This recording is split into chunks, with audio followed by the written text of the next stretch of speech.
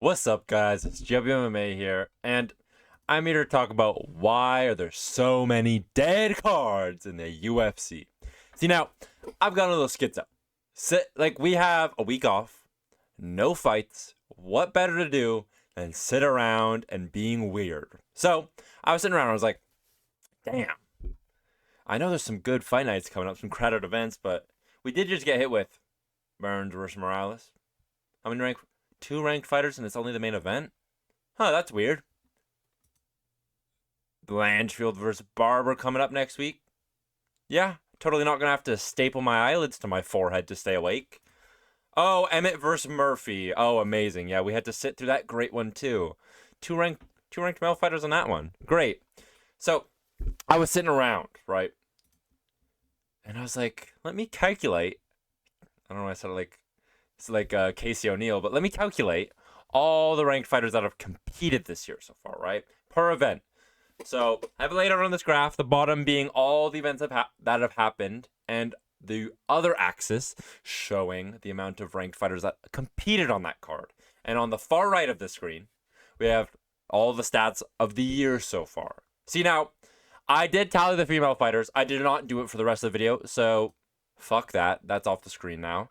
Um, and with the female fighters being removed, it shows how dry some of these cards, where the female fighters really saving them anyways. But to pull it off, now we see Dern versus Rivas, zero male ranked fighters on that card. UFC 312, two ranked male fighters, and it was the main event. We'll get to how some of these cards were put together, right? And what we can do maybe to fix them. But these are the stats of the year. 67. I was like, is that low? Is that high? I'll get to calculating what that looks like for the rest of the year in a sec. But there are some pretty disgustingly low numbers, right? Moreno versus Urseg. Crowded fight night. But we're having the same as Emmett versus Murphy right after. Same as Burns versus Morales, right? So even Cannonier Rodriguez had more ranked male fighters. And I know, though I'll get to it later, the one ranked male fighter on that card was Don'Tale Mays, or the one extra. But still, like, what? What are we doing? Kov versus Almabayev had more than these ranked fight nights. Vittori versus Elite had more. But let's look at these cards specifically, right? So we have on the top left, it's Cannonier versus Rodriguez. Cannonier being ranked 7, Rodriguez not being ranked. Next to UFC Fight Night Seattle. And you can see at the bottom, February 15th versus February 22nd. These are a week apart. So we look at Seattle, right? Banger after banger. We have Vanderford debuting in the prelims. We wanted eyes on that, right? We had Andre Fili, who's always had a Kuchilaba versus Ibo Aslan. You know that wasn't gonna fail as a fight. Abdul Malik, another prospect coming up. Simone, who sure has been on a downfall. He was fighting in his hometown. Why is he in that position, right? Then Gene Silva on the main card. Alonzo Mendefield holding a ranking spot. Font versus Matsumoto, who is 17 or was 17 at the time. Ranked co-main event, ranked main event, both. The week before, one ranked fighter in the main event, one ranked fighter in the co-main event, and one fat fuck on the prelims fighting Walter Walker. The rest of those ranking spots, the other three, were held up by female fighters. Did we need Bront Font versus Matsumoto? And I know it was supposed to be Rob Bont versus Cruz, so it would have been bigger on this card. But still, do we need... And I know Menefield was another short notice fight, but we couldn't have shifted any of them. We couldn't have had a weaker... we couldn't have pulled the co-main on that. We needed that co-main. Font versus Cruz couldn't have been the co-main to the build-up. We couldn't have Allen versus Hernandez carrying the regular fight night. Have strength of schedules line up more with two middleweight main and co-main event. Have some more build-up for this media day. Oh, could you see them as a future opponent? What do you think? Anything like that? Really? And by the way, all of my talk now is not even the main point on this slide. 312 was in that same month, dude. Did Zhang Weili, Tatiana Suarez really save it for not having any other ranked male fights? We couldn't have given Brendan Allen versus Anthony Hernandez. Hey man, we'll cover the taxes. We'll give you a 30% pay bump. Not like they're getting paid. I know they're getting paid probably in the six figures, the low six figures. Maybe not even Anthony Hernandez at that point, right? We couldn't have given him a 40% pay bump. The extra 40,000 or 60,000 would have been that crazy. No. 312, man. We can't spend that extra 100K to get those two guys on the card. And that could have been a one fight. Hey, we'll just cover the taxes because of where you're fighting, or even a slight pay bump, a 20K permanent on their uh on their contract for a win bonus, some shit like that. No, we couldn't have pulled any of these. Dontel Mays, Walter Walker couldn't get one extra little thing on this, right? Alonzo Menafield wouldn't have fought Bellato, who, by the way, second fight in the UFC, and he was on the main card. Taliesin Teixeira debuting was on the main card. And I know this card got ragged on enough at the time, but there is no amount of bling this card can receive that will justify what we got as a product compared to these other cards. But we'll move on. We're straying too much from all the stats I've seen this year. So now we're getting into some boring math shit. I'll make it quick, I promise. 67 ranked male fighters have competed this year. 5 champs, 72 total, right? I guess champs count as ranked, so 72 ranked fighters total. 0.38% decimal. I don't know how you want to word that, but that much of the year has passed. Almost 40% of the year has passed. So, now let's calculate how many ranked fighters should be competing. 8 weight classes. 16 ranked spots, right? Including the champ, 15 plus the champ. 128 total ranked male fighters. How many times do you think they should compete? 1? 1's a little low, right? So 2. We'll aim for 2. So let's say fighters on average should aim for 2 fights. And we're trying to aim between the super active guys, the Ian Garys, the Buckleys of the division, right? And then the divas, the Usmans, or the disabled people like Shavkat Rakhmonov, who does look like a caveman, but that's not why I'm calling him disabled. He is out for the year due to injury. So that would result in 256 male ranked fighters competing this year. So 256 times 0.38, which is the amount of the year that has passed, would come up to 97. Now that's ranked. I think it was like 96, 6 repeating, some shit like that. 97. Now if we go back, I'm not going to because I don't want to spam buttons. But if we were to go back, 70. Oh no, it's on here. Sorry, 72 male fighters have competed this year. Now, if you notice, that's not 97. Little weird, right? So where are we? If we take 72, divide it by the amount of year that has passed, it comes out to 198, which is the projection of what has happened this year. The projected full year from the stats we've gotten so far would come out to 189 male ranked fighters competing. That's 67 short. That's the amount we've seen compete this year. That's how many short I'm off. So what would that come out to as, right? We'll get to that in a second. I am blue balling you. Because now I've got even more schizo. After seeing that, I was like, we're that short? Well, what was 2024 looking like? Sorry. So I look back at 2024. We had some horrendous... The thing is, we had some even higher highs. And I didn't mean to split it up like an absolute tard.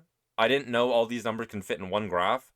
So let's look at it as if I've split the year into the earlier, shorter stage, like I have already with 2025, the 0.38% of the year that has passed, versus the later half. So we look at this first half, and a lot more stacked. See, now, I fucked up the graph. If you see, the right graph peaks at 12. The left graph peaks at 15, really, so I don't know why it goes up to 20, but peaks at 15. So just keep that in mind. The scale of each graph, they're a bit different. But we look at the first, and the first year had a lot more higher highs. Now, this is a very weird year to compare 2025 to, because in the first part of this year, it's a weird not saying quarter. The first part of this year, we had UFC 300, UFC 299, right? But then we had some absolute filler, and you'll see this in the second graph too, so it's pretty consistent, just not as much high highs. We have some absolute atrocious filler, right? Ribas Namajunas. Look at the second year. Namajunas Cortez, Lemos Jandiroba. All 3 of those cards had 0 ranked male fighters competing. We had Barboza versus Murphy. 1 ranked male fighter on that card, right? We have, what's the one over there? Magny versus Protest. 1 ranked male fighter on that card. Now, what's the difference between Barboza Murphy, Magny Protest, and then these 0 ranked male fighters? Now, I know we have a male ranked main event, but we still only have 1 ranked male fighter. We should be complaining a little more, right? But you look at Magny versus Protest, and a bit of that is because of aura. We still flame it because it's an Apex card and has some shit, random fights on the, like some probably, the return of Tracy Cortez, some bullshit like that are hyping up that gooners care about. And sure, goon to your heart's desire. But I'm looking at this as an objective sport right now. Just on the male point too. So we have also what I was trying to get to with Magny vs. Protez is a lot of this comes down to aura. A lot of these cards that look shit and are awful. Oh, we have Talbot though. We have Talbot to look forward to. He carries the aura of the card, right? Or we have this prospect, that prospect. And I don't want to say Lerone Murphy was the prospect that saved that card, but it was a very entertaining fight because of Lerone Murphy pushing through. But we look at the stats from this year. Champs who fought 15. Now that is on par with the standard I was trying to set before with 2 fights per year. 8 male champs. 8 times 216, so we're only 1 off, but we're very close. Now, ranked male fighters who fought, it is a different story again, 187. So we look to the number that I calculated for 2024, right? Which was 189, including champs. So we're a little bit behind, and we could probably make up for that knowing the strength of schedule that the UFC brings at the end of the years, right? We got Jan versus Figueiredo, 310, Covington versus Buckley. Those were all outstanding cards. And I know they don't look as impressive with a year that has 299 and 300, but pretend those are more average cards. Can look back at the 2025 stats, compare those to average pay-per-views. I can't believe we had 312 as a card, man. But let's move on from me trying to break down the stats on this. So we had 202 ranked fighters compete in 2024. 128 total male ranked fighters. That means they're competing on average a total of 1.6 times per year. 1.5 times per year. So over the course of 2 years, if we were to go off 2024 stats, they would have competed 3 times in 2 years. Does that sound right? Does that sound and I know there's injuries, there's shit like that work between. But some of these fuckers are so inactive and I know it's naive for me to go, no reason. Of course there's some reason from behind the scenes. But these motherfuckers are divas, man. They're bitches. Like, what are they doing, actually? So, then, that led me towards the question of how many events are we doing? Not how many events are we doing per year, but how are they divvied up into pay-per-views, credit fight nights, and apexes? So we look at, I did 2023 on this year too, right? I didn't want to do the 2023 ranked fighters because I was going actually insane. So I was like, we'll do 2024 for events. So on both of these, they nearly come out to the exact same. They have a pretty clear schedule. When I was taking these graphs, I was like, damn. This has probably just been the COVID standard line that they've set where it's like, yeah, we need this many kind of pay-per-views and the rest full of big old 40 Apex cards that no one gives a shit about. So the percents on these is around 40% for the amount of Apex events that are taking up event spots in the year. 40% of events in 2023 and 2024 were Apex cards. Jesus. That was painful. And when you look back at them, another point I do have to bring up is they would so overstack these, not overstack, but fill up these pay-per-views where it's like they needed these horrible Apex cards in between. I'm losing words on how to describe how bad some of these Apex cards are. But we look at the stats from this, right? And then we look at 2025 so far. And guys, I think we're seeing a brighter future. This actually brings a smile to my face when I see shit like this. So we have now switched from the 40, then 30-30 split from the years prior, 2023 and 2024, to now a clear 33-33-33 even split between all of the events, which is outstanding. On this pace, we're going to hit 42 to 44 events this year, which is the UFC average. So they have it down to a science pretty clearly when I'm calculating these numbers, right? Calculating. I'm a grand scientist of the UFC. Dude, I'm looking on Google, but I like to feel fancy. So, in the Peaches and Creamville, as the UFC fans say, we can hit 14 pay-per-views, 14 crowded fight nights, and 14 apexes, trying to be fair. And this is a prayer, and this is a long shot. And the reason why I think this is very, very achievable, even though we've seen years prior hit higher apexes than others, look at the strength of schedule the UFC is laying down on us. And I know I just put Lewis versus Teixeira on the screen, but it's a crowded fight night, man. So is Whitaker versus Ritter. So is UFC Atlanta, Usman versus Buckley. So is Jamal Hill versus Khalil Roundtree taking place in Azerbaijan. And I know there's pay-per-view and pay-per-view littered in between. Those are also great cards. And they're not done stacking them. 317, I was slightly underwhelmed with. I was hoping one more like Arnold Allen fight. Arnold Allen, Brian Ortega. Bullshit like that. Who, by the way, are motherfuckers that are being pretty inactive right now. More on Ortega. I'm not going to flame Arnold Allen because me and him go way back, you know. But Ortega, dude, wake up. Same with Yair. Yair is nowhere near as active. There are so many guys where you can call it where it's like, where the fuck are you? Same with Usman. And it's so funny we have Usman versus Buckley. They are the polarizing figures of what I am talking about. The diva versus the active monster who is saving the division. But let's move on. So how would I try to divvy up if I'm trying to aim for 2 ranked fights or 2 fights per ranked fighter per year? How would I try to divvy that up? And I was thinking, you know what? Apexes. Let's try to aim for a standard of 2 ranked male fighters. Please, Boss Man Dana White. Can we get a ranked fighter on a UFC Apex card? Is it so much to fucking ask for? 2 ramp. And I put 0.5 because sometimes we'll get a fat 15 ranked heavyweight. Throw them on there. I'm happy for it. We get a little space for the piggy to roam, right? Get them in the warehouse. Now we go to credit fight nights. Now we do 3.5. We should have the 2 ranked in the main event. Some feature fight. And then once in a while, another 15th ranked middleweight, bobbing around. And then pay-per-view should be held to a standard of 6. 6, right? 2 main event, 2 co-main event, and then 2 featured fight. But I'm like, damn, we always have to take into account there's always these lower half of the divisions. So this is not going to work out right. Like, maybe the UFC's right. Maybe I've bitten off more than I can chew. No, I'm 88 fucking fighters short. Add these all up, and it adds up to 168. We're aiming for 256, by the way. I'm so far off. Let's try this shit again.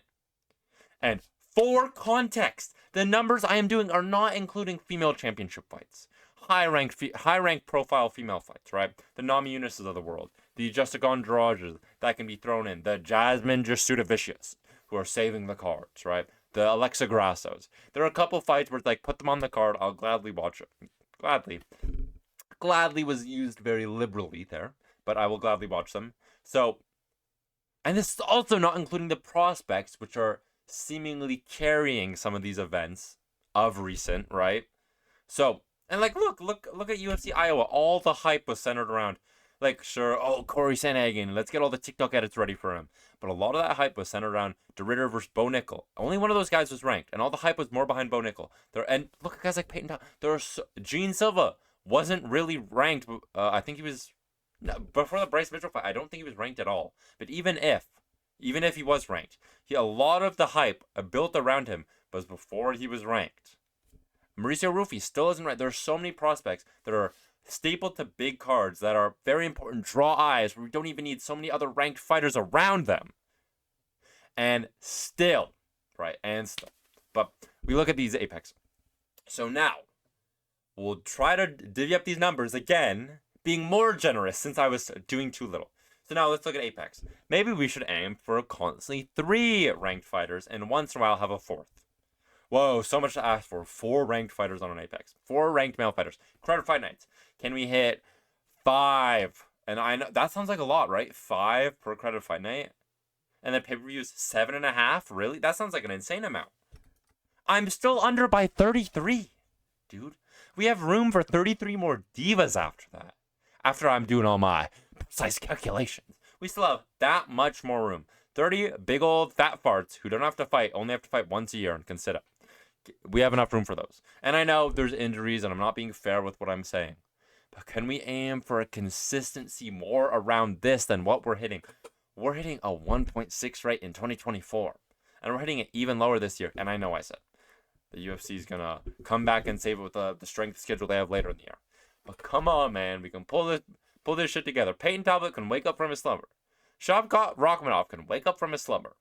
John Jones, who I don't know how I haven't named once in this video, who's also holding up Tom Aspinall, who I'm sure would be saving the UFC right now if it wasn't for John Jones holding up. Surreal gone. Can we wake up? There it is on an infinite list of how many of these fuckers are just sitting around playing FIFA. Ooh, let me play FIFA. Usman, let me apply ointment to my knees. Dude, just fight. They're not getting better. Just fight. But that's been my rant. I needed to get this shit out of me. It's a little weird. I need to get all of this out of me. Because I've just been sitting down, fucking writing stats, going insane. Dude, that's been the video. Thanks for watching. Hopefully the UFC can lock in. I mean, clearly they have. But just throw in those extra fights. And the thing with the... I'm going to keep on, actually. The thing with the Atlanta card is, who gives a fuck if they have 13 more ranked female fights on this card? Usman versus Buckley is feeding generation. That's a fight we have been waiting for. I'm so hyped for Usman versus Buckley. I can't wait. And then who cares about the undercard? I honestly don't care. But when we get cards like Teixeira versus Lewis, you better put on a decent undercard. You better get at least 3 more ranked fights, or 2 more ranked fighters on that card, and some prospects if you're gonna do shit like that. But that's been my main point. I'm getting off tangent. I'm getting on the old boomer rants of going on about nothing. But thank you for watching. Peace out.